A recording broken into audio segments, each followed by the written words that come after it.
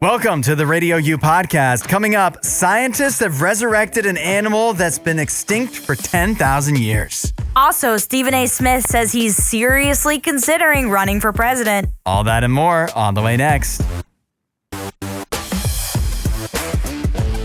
Congratulations to the Florida Gators who got the win in the national championship game in college basketball last night. And it was a crazy win, too. After, I believe, Houston had led for 39 minutes and 30 seconds, or at least that much. Florida comes back, takes the lead with just a few seconds left to go.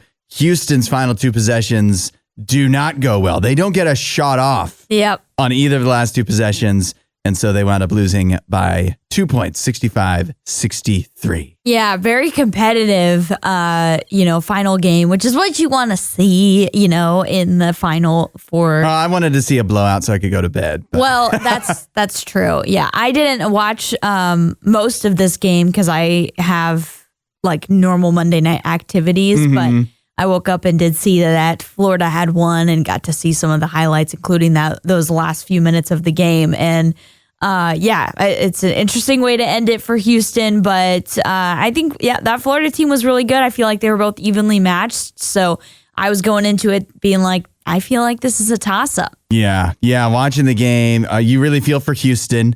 Because and I loved watching Houston play too. Maybe not as much on offense at the end of the game, but like they had so much effort on defense. Yeah. I don't know if I've ever seen a team play with that kind of effort. But they just kind of dried up on offense. I don't know what happened. Maybe they just got tired. Maybe at the end because they had a long, tough game against Duke too a couple days ago. And credit to Florida, of course, for battling back. You look at Florida throughout the tournament. They trailed in the second half in basically every game they played. They were the comeback kids. Yeah, they were down to UConn. They were down to Texas Tech. I think they were down to Auburn, and they were definitely down. They were down 12 points to Houston. I think it's the second biggest comeback in championship game history. Yeah, pretty impressive. And at that when they were down 12, like Houston, it felt like you get like a couple more points here, and this game is over. Yeah, like, put it away. Yeah, I can go to bed. But no, they weren't able to do that. But tough for Houston. Kelvin Sampson, I think he's 69 years old, 70 years old, their coach. Starting to wonder if it's ever going to happen for him, even though he's had a great coaching career. Yeah. So I felt for Houston, but you know who's to blame for last night? Who? For Houston? Senator Ted Cruz of Texas. Why? Because he was at the game. Oh, no. Cheering for Houston. Somebody posted a graphic last night when Senator Ted Cruz is at the game cheering for you. 2-18. No way. Yeah. Why does he keep going to games? Dude, for a national championship, definitely stay away. Yeah. So I blame it's Ted Cruz's fault. Does he not know his own curse? He's probably like, well, I'm due. This is probably what he's thinking. I'm due? Yeah, I'm due. No. He even put a bet out with the Senator Rick Scott from Florida. And, obviously he lost that. So, yeah. But congratulations to Florida. It is. I love that in both of the Final Four games, or in both Final Four nights, we had crazy comebacks in the last few minutes. Yeah. And games that came down to the last few minutes, even though the rest of the tournament did not have a lot of that at all. Yeah, no, there really wasn't a whole lot of drama in this tournament, I feel like. So it was a pretty quiet one from March Madness. Yeah. But the Final Four delivered. And also, congratulations to Sydney from RadioU. She was the winner of our bracket group. Oh, really? At least for the DJs. Oh, okay. And congratulations to Anya 2008. Oh, yeah. Won the whole group. Good job, oh, yeah. An amazing report showed up in Time yesterday that it's finally happened. After years of rumors about this or big ambitions and goals, a company has actually resurrected an extinct species. Yeah, I saw this. An actual animal has been brought back from extinction, the dire wolf. Have you ever heard of a dire wolf before? Only from Game of Thrones, I gotta be honest. Oh, that's right. It is a Game of Thrones. For me, my familiarity began and ended with the Grateful Dead song. But the dire wolf, this is crazy too. It's not like this is, because there's some things that were extinct like in the last 100 years. Yeah. That I would have thought would be more likely to be brought back just because it was more recent. Sure. The dire wolf has been extinct for, they claim, 10,000 years. Wow. But it's a bigger type of wolf that used to, I guess, roam like North and South America. Mm-hmm. And so how they did this is they found old preserved DNA from dire wolves from back when they were around, right? Yeah. And then they were able to like decode that or whatever. And I'm explaining this like I know what it means, but they used wolf DNA and like just altered that wolf DNA enough to where it matches this old DNA. Yep. And then had a wolf mother, like, and then they made like, a wolf as a surrogate mom. Yes, they used a wolf as a surrogate mom with this babies as this DNA, with the eggs as this DNA. And so now there's 3 dire wolves that are living in a top secret facility. They brought them back from extinction. It's actually crazy. It's absolutely insane. Also, you describing that all just sounds like that little intro video in Jurassic Park where it's like, we found dino DNA. And it's like the DNA guy strand moving around and explaining it. So that's just what it sounds like when they're describing it, because that's literally what it is. It's like they found it. And I think in Jurassic Park, it's like they used like frog DNA or different DNA to try and like make it similar. And that's what they did here with a gray wolf, and so obviously in the same family of the dire wolf. So that's helpful. But yeah, this is pretty insane. Apparently I wasn't the only one thinking about Game of Thrones though, because they do have a 2-month-old female pup. Her name is Khaleesi. Yeah, I saw that. I appreciate that tie-in. It is, if you look at the pictures, so all we have is pictures, right? And we do have some video. There's some video too. Yeah. But these things are beautiful. Like they look amazing. Their coats are so gorgeous. And now what I don't know is like, what's the plan? Are we trying to like create a whole race of dire wolves and like reintroduce them? I think they're trying to breed them, which they said could have some catastrophic effects, because it's like they only have 3. So. And so, I would imagine it's going to be a long, painstaking process and they to make them not, to continue. Yeah, to have the genetic diversity, right? Because that would be the issue. But they only, when they're 10,000 years extinct, there's a very limited, like, it's not like they can just create more babies that will be different as like using the old DNA. Yeah. Because that's all the DNA they have. Right. So, I don't know. I guess they could just keep these ones live and die and then they recreate. That's literally what one of the scientists said. It's like there's a possibility for miscarriages. There's a possibility of death. Like there's all sorts of, things that are involved, which makes me feel a little icky inside thinking about it. Because at the end of the day, this is an experiment. Mm-hmm. And you're looking at these and it's like, oh, they're animals and they're playing and they're having such a fun time. And it's just like, they're an experiment. And so it's hard to kind of put those two sides of my brain and separate them. Yeah. But so it looks like a long road ahead for actually not only, they are not extinct anymore technically, right? But making them, livable, viable in nature. I don't know. That's a long way away. I don't know if that ever could happen, but this would definitely be a proof of concept that they could use on because it says this company, and I've heard this before, also wants to do this with the woolly mammoth, which seems like a big mistake. The dodo and the thylacine, whatever that is. Oh, I guess it's a Tasmanian tiger. Yep. And so if this works, which it has with these dire wolves, if they have more DNA that they could use on these other animals, that actually could be more, like maybe there's more chances of going into the future with that. But all this seems a little scary. Yeah, I feel like, Jeff Goldblum in Jurassic Park. Just because you could? Yeah, doesn't mean you should. Yeah. Life finds a way, and it might not be a great idea. Yeah. Yeah, I'll tell you what, as beautiful as this dire wolf is, I don't know if I want to come face to face with it. No. One of my favorite players in baseball, Jarren Duran. He's an outfielder for the Red Sox. He was an all-star last year. And most people, that's probably what they know about him, if anything at all, of course.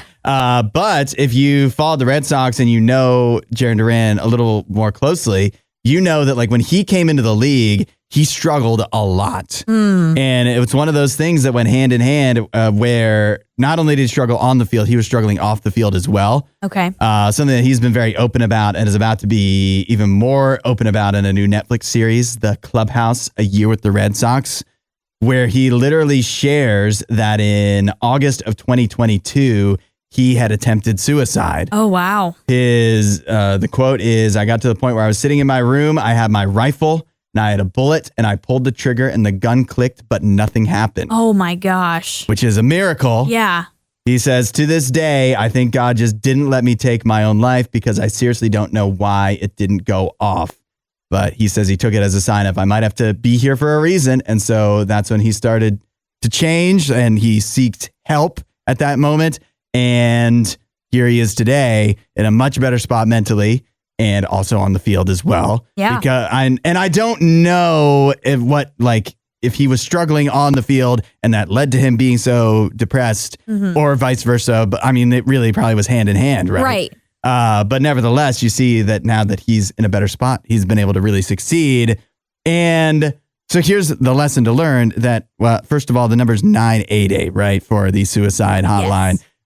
Which is definitely like something I feel like everybody should have memorized, not just for yourself, but to share with others too, with anyone in that right moment. Yeah. But I think that, like he said, that God didn't let him take his own life, that there was more to his story than that. And I think as many of us like lean into main character energy for our lives, you know, sometimes that can lead you to feeling like, well, if I'm the main character of the story, this is where the story ends because it's gotten so dark and bad and depressing and like it needs to end here. Yeah.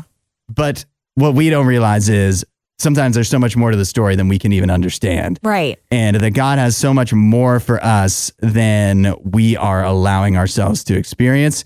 And that there's more, that there is hope for all the stories of people that have gotten to a dark place and ended things. There's also so many stories of people that got close, that were like Jarren Duran, where it almost happened, and then something, for whatever reason, they were saved and able to live an amazing life after that. Just because you get down to that dark spot doesn't mean that has to be the end. Yeah, it doesn't mean that has to be the end. Doesn't mean you need to stay there. I don't know if Jarren will ever hear this, but I celebrate today that you're still here. Yeah. It's awesome that you're still here. And as you said, that wasn't what was supposed to happen, and not what you would think would happen, but it did. And so, honestly, thank God that it did. Yeah. And, it saved his life. And so it's just, I completely agree. Sometimes we get down into those terrible, terrible moments, and we think this is where it ends. We are hopeless. We feel like there's no way out of whatever situation we're currently walking through. And let me just be a reminder of this to you. And I've had to remind myself of this in certain times. God is always a way out, and he is always a light for you in those dark moments. And I think the real thing that will get you down sometimes is you think you're going through something and you're the only person who's ever gone through that. Mm-hmm. It's never true. There is somebody else that's walked through a very similar circumstance. They may be walking through it right now. And so all you have to do is reach out for help. Don't feel like you need to walk through something like that alone. And it's so true what you said, that like God is the way out, because in our own minds, we get very limited thinking. And so you get down to a bad enough place and you're like, this is the only way out. Right. And that's not true. No. Suicide is not the only way out. There is another way out. God wants to lead you out of what circumstances you are in and make things better for you. Yeah. He can do that. He's available whether you're in that dark, dark place, or maybe, you just feel like, I feel like things could be better in my life. It's not just if you're at the end of your rope. Right. It literally is for anybody. God is there ready to walk with you through life and to pull you out of the darkness. And if you want that, all you need to do is ask wherever you are. Say, hey, Jesus, I want you in my life. Pull me out of this. And he will. RadioU.com/free gift is a great place to start too. Now, if you log in to Fortnite today, what you'll find is the new season has begun.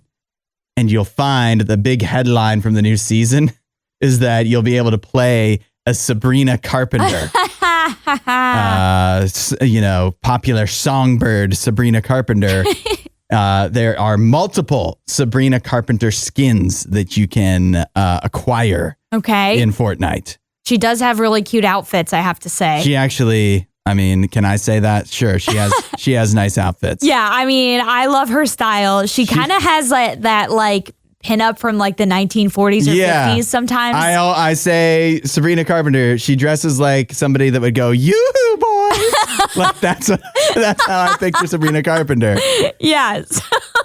Or like get painted on a World War II plane. Yeah, exactly. You know? Yeah. She has that pinup kind of look for her, which I love. It's iconic. And so, it's bringing back an iconic trend. Yeah. So I like that. And it's not the norm of what we see today. So it's unique. I think this is pretty neat. I feel like they captured her in a great way, like looking at the pictures of the character from Fortnite that's supposed to be Sabrina Carpenter. I think it looks pretty accurate. Like it's close, it's obviously not going to be 100%, but they did a good job. So yeah, I mean, anytime you create a real person that like doesn't have, like you create Iron Man in Fortnite, everybody can tell it's Iron Man because it's the outfit that makes him Iron Man. Right. But when you do people, sometimes it doesn't translate as well, especially if you're not super familiar with what the person looks like. Like most people have heard Sabrina Carpenter sing, I'm sure, at some point, but not everybody may have seen her in what she looks like. Yeah. But if you've seen her a few times, like this looks like her. Yeah, it looks like her for sure. If you don't know who she is, just think of the song Espresso that was playing on Facebook and Instagram and TikTok and YouTube, for everything. The past year. She was in the Olympics commercials, I remember. Like for people that are really out of the loop. Right. If you saw commercials for the French Olympics, she was in those. She toured with Taylor Swift. So she's a big deal right now. And she started on Disney Channel, right? Yeah, she started on Disney Channel, and so she's had a pretty great career that has skyrocketed recently, and really that was because of the Eras Tour. She kicked off the SNL 50 anniversary celebration with Paul Simon, which was amazing. Yes, and I think she joined in on one of the skits because one of them was a play on her song Espresso. Yeah, so she's also so in addition to being able to get her skins in the game, she's in Fortnite Festival as well. And okay, here's my question. I play Fortnite. Okay. How weird on a scale of 1 to 10 would it be if I played as a Sabrina Carpenter? I don't know. I feel like that's what I was kind of thinking too. I'm like, who are the people that would choose to play as Sabrina Carpenter? Yeah. So is it weird? I don't know. I feel like, you can play as anybody, and I don't feel like it's weird that you play as a female character if you're a guy. Sure. Who cares? I wouldn't feel weird playing as a guy. I've played as a guy before in different video games, like Call of Duty or whatever. And so I wouldn't feel weird about that. But it is a little different with it being Sabrina Carpenter. People might look weird at you, if they knew, if I had buddies over. Exactly. They'll be like, why are you playing as Sabrina Carpenter in a baby doll dress? I wouldn't specifically avoid playing as her if it was like a random thing and I got a draw and it was Sabrina Carpenter. It'd be like, okay. But I feel like if I really focus on trying to unlock these or something. Yeah, you actively are making the choice I to try feel like that's it. A little weird. Yeah. So I'm going to not do that. Okay. Your local team actually being good before they get any of your money isn't just a good idea. It's the law. At least if Ohio State Senator Bill DeMora has anything to say about it. He's introduced a new bill for the state operating budget. Basically, his idea is if you are a sports team and you want public funding to help build a new stadium, he claims that you should have to have at least 3 winning seasons out of the last 5, or else you cannot get the money. Yeah. This is aimed squarely at your Cleveland Browns, Allie, who want to build a new stadium and want $600 million from the state to do that. And according to Bill DeMora, they just might not be good enough to get that money. He says, this is a quote from Ohio Senator Bill DeMora. They always say that these sports teams provide the public benefits and help communities and all this stuff. Well, it doesn't when you stink, okay? Man, the Browns stink. They're not helping anybody. Allie, do you want to defend your Browns, or do you think actually Bill DeMora is right here? Dude, I kind of think Bill DeMora is right. And I don't know why I think it's right, because I'm like, I know this is how it's been for years and years and years with public funding. But also, I think a lot of people can get behind the idea that it's kind of ridiculous that so much money is taken from taxpayers to pay for these teams and these new facilities and all of this. And it's just like, sometimes these teams can be incredibly disloyal to the community and not helpful. The Browns literally left once. Right. And so, and a lot of people were hurt by that. And so, yeah, I just feel like, we're happy they're back. I know I am, but it's interesting. I feel like it might be hard to get a bill like this to pass, but, I don't hate the idea that it's like, if you want to see your city, your state invest this amount of money into your team, you need to perform better on the field. You need to show us that you're actually good at running a football team. And managing a football team, and the Browns as an organization have not shown that. Yeah, that is definitely true. I just actually, I guess maybe this is just pie in the sky thinking. I kind of am just fundamentally against, as much as I love sports, I'm fundamentally against taxpayers really having any involvement in building new stadiums, because the teams make enough money to build these themselves. Honestly, they do. And that's what feels so icky about it. Yeah. It's like, it's one part of me is like, this is how it's always been done. And another part of me is like, why has this always been done this way? It's kind of insane, like that the state of Ohio is expected to pay $600 million to help them build this new facility. Like, it's kind of crazy. Yeah. So I'm kind of in favor of this bill, but honestly, I'm just kind of in favor of not having. Of just removing it entirely. Yeah. Forget about the winning seasons. Just don't make them pay for it. They have the money, or they can find it. If they can't, then maybe this shouldn't be built. And also, maybe I'm also biased because I don't want the Browns to build a new domed stadium. That's wrong. Yeah, I don't know if I feel that that's technically wrong or not, but I know a lot of people will say if Ohio does this is just going to make it more hard for their teams to compete against the New York, that is the true. Los Angeles. That might be true. All of that. And so I get that, and it's tough to argue against that because it's small market teams and they don't have as much money and all of that.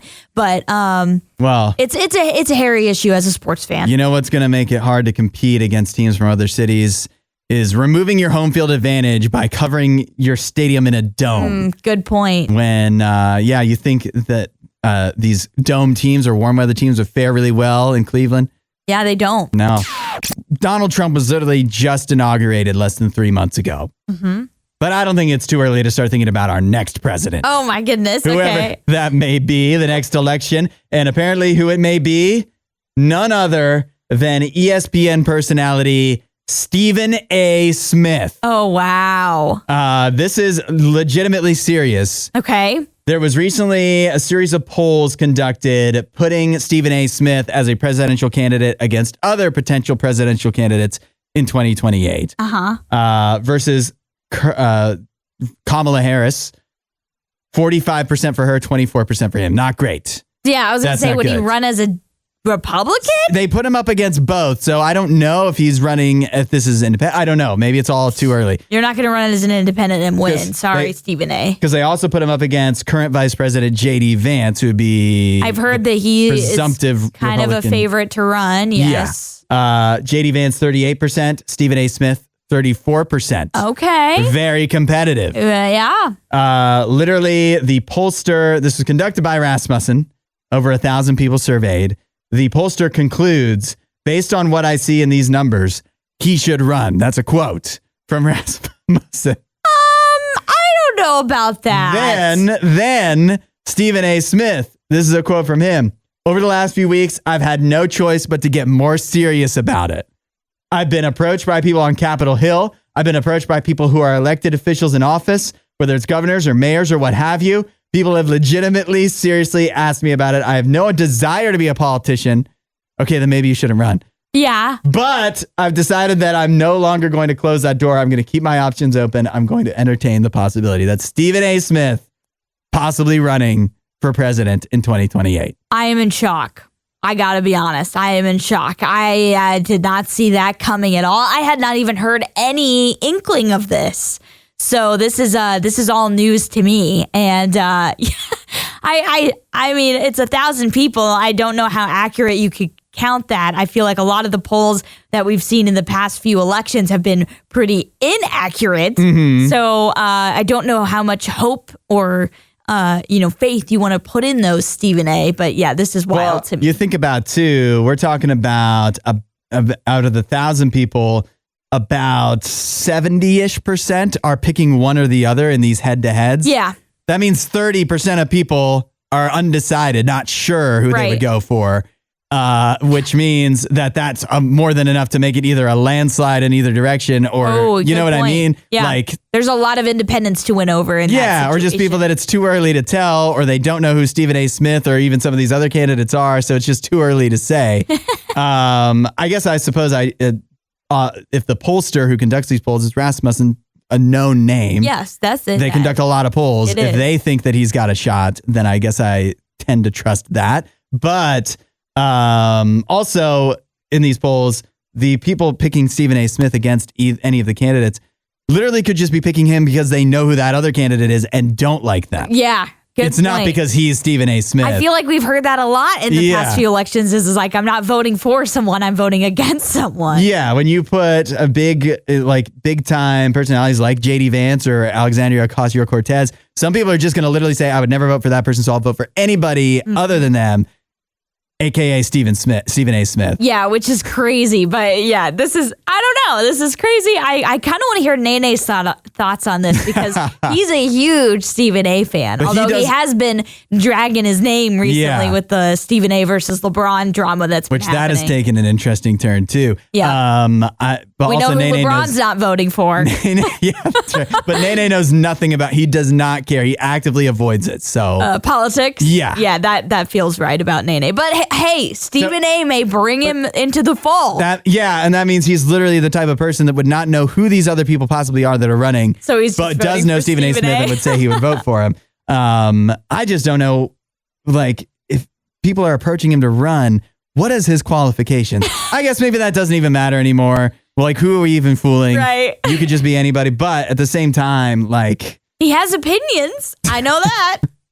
We need somebody that's more than just opinions. I will stand on that ground. He has takes. That actually knows what they're doing. But that's what I mean is that's all I know that he does is he has thoughts. Yeah, he sure does. He definitely has that. On the menu today is the brand new 7-Up Endless Summer. This just came out in stores over the weekend and specifically in Kroger over the weekend. You can only get this at Kroger. So if you want to find it, that's where you need to look. It is 7-Up that is watermelon and strawberry flavored. Ooh. 7-Up Endless Summer. We have the regular and zero versions here, of course. Allie, I think typically we like to taste the non-zero sugar version first. Yes, the real, as if the zero sugar is not real. It's fake. But it's imaginary. Yeah, right. It's more just like the full experience of what it was made to be. We always assume that they create the sugar one first, and then they're like, well, I guess we should do a zero one too. We suppose. Maybe sometimes they do the zero first. I don't know. And then they're like, but what about people that want to have useless calories? I feel like they're like, we'll make the fun version first, and then we'll make the non-fun version. All right, let me try it. I mean, that's nice. Summery. It kind of just tastes like any kind of red 7-Up. Yeah, we just recently over Christmas tried the Shirley Temple. Yeah. That tastes very different from the Shirley Temple, which was also a kind of a red color. Do you get a strong watermelon and or strawberry flavor with that? I felt the strawberry immediately. I'm getting less watermelon and more strawberry. Yeah, I agree. That's why I feel like it doesn't seem so different from other red 7-Ups. So we also have the zero sugar version, which I appreciate. If I'm going to drink soda, like I said, useless calories. Yeah. I cannot be, especially this, Allie, it doesn't even have caffeine. It doesn't even have caffeine. Yeah, I don't usually go for Sprite or 7-Up or Sierra Mist or whatever they're calling them now. I don't usually go for these ones because they don't have caffeine in them. Mm-hmm. And now I drink Diet Coke, and so it's like I get the 0 calorie, 0 sugar experience and the caffeine. Yeah. Living that best life. I don't think there's a big wide gap. Some people that really just can't stand the sweeteners would disagree, but I don't think there's a massive difference between these two. They taste very similar. Yes. So for me, I would, if I was going to choose between the two, I'd absolutely choose the zero sugar one, which I think is not bad. It's not terrible. Again, the aftertaste for these zero sugar ones, they always get me with the aftertaste because it's like at first I'm like, okay, maybe I could try it. And then the aftertaste comes in and it's like a little bit bitter. Now, here's a question for you, Allie, or here's the real test that these have to be put to is, are they worth $12? A dozen. Oh, right. Because it was $12 for a 12 pack. $12 for a 12 pack. I kid you not. No, it's not worth that. That is a high hurdle for these to jump. That. These have to be so good, right, for me to ever pay that. They have to be life changing. I know, and so me standing here going, they aren't bad. Yeah. I'm not gonna spend $12 on something that's not bad. No, yeah, like I said, I don't think the regular one and even the zero sugar one taste bad. But again, it doesn't offer caffeine to me, so I can't drink the full calorie one and really justify drinking the full calorie one. I wouldn't want to do that. And the zero sugar one, it's like that doesn't offer any caffeine either. So. And it gives you that aftertaste you don't like. Yeah, I just don't like the bitter. For whatever reason, the zero sugar ones, I don't get that with Diet Coke. And I know some people complain that they do. And so I feel like it's just kind of however your taste buds are. But and for because the zero they are sugar, different, like they're different sweeteners. Yes. And it doesn't even like Coke Zero and Diet Coke, of course, have different sweeteners. And I don't know what this could be the same one as Diet Coke for all we know. Yeah. I guess we could find that out if we cared. But, if we wanted to do the research. But I think Allie just found out with her taste buds. Yes. So, I mean, I will be fair. I like these more than I thought I would because I don't like watermelon. I think the flavor is soda. actually pretty good. And I probably would enjoy it like that on a summer night. Or it does taste like summer. It does. It's a summer flavor. We've got a lot more in the fridge. The zero sugars, I'll slowly work through those if nobody else does. But I would never, ever, ever, ever, emphasis on the ever, pay what these cost. You were like winding up the ever like that song from Gable Price and Friends was winding up. Netflix is just like, okay, we'll take any reality competition series at this point. We just recently talked about how they're doing a Willy Wonka one. Right. They've also revealed that they are working on a reality competition series based off of the board game Monopoly. Oh my goodness. Oh no. And I don't know, call me crazy, but I feel like that does not sound like it would be fun to watch. I mean, it could be fun, but I do feel like if you're not, maybe 12 years old anymore, you're not as interested in Monopoly. I don't know, but... Sorry if you're an adult that loves Monopoly. Monopoly is like your chance when you're growing up to feel like you're rich and like you're going to succeed in life. Yeah, you're going to buy all this real estate. By the time you're an adult, you're like, well, that didn't happen. Nope, that's not realistic. Yeah, this is not me at all. When you're a kid, it's you don't start out life with all these thousands of dollars? Yeah. Right? Yeah, and you just get to, anything you land on, you just get to have if you want. Yeah, it's not that easy. I don't know how, I guess I can kind of easily picture in my mind how they turn Monopoly into a reality competition. I just don't think that it will be, I don't think that is a show that has a lot of appeal to me. I think I would like it if they made it like a Survivor-esque game where it's like, it's really cutthroat. Like you really do need to be making the right moves. People actually could go bankrupt. Yeah. Like literally real life bankrupt. Yeah. No, not real life bankrupt. Yes, real life bankrupt. No. That's the problem with all these game shows. It's always people winning money. You should be able to lose money. No, that's like on terrible. Jeopardy when you end with like negative $400, you should have to pay. Jeopardy. You came on the show, you sucked. You owe. Where's that money coming from? You owe us money. How is Ken Jennings supposed to get his winnings when you're negative $400? You got to pay Ken. You just give that directly to him. Ken Jennings is the host now. Yeah, I guess he is. He's not playing anymore. Yeah, but he did win a lot. He did. And not as much as James Holzhauer, though. That's true. But yeah, I do feel like it'd be fun if it was like a cutthroat thing where it's like, you're really scheming to try and get the win with Monopoly, because that is a fun way to play. Yeah. You know, to be cutthroat in Monopoly and not be nice. Yeah, some people really take it seriously. I know for me, I'm nice in like real life or whatever, but sometimes in games I can get pretty competitive. Yeah. Usually I don't care about who wins or loses. I'm just there for the fun. But Monopoly sometimes brings the worst out in me. I do get really competitive.